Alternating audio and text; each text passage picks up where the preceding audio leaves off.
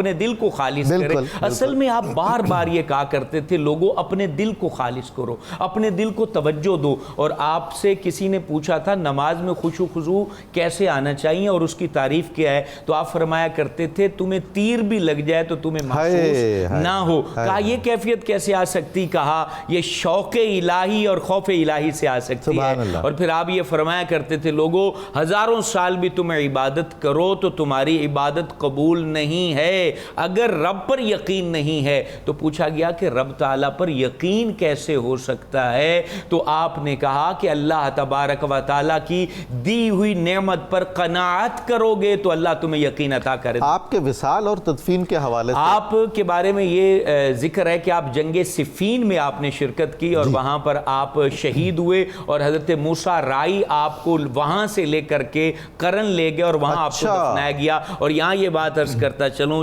جیسے زندگی ان کی خفیہ رہی ان کی قبر کو بھی اللہ تعالیٰ نے خفیہ رکھ دیا اور قیامت والے دن صرف ویسے قرنی کو وہ دیکھے گا جس کو رب اپنا دیدار کرانا چاہتا ہے. سبحان اللہ سبحان اللہ سبحان اللہ.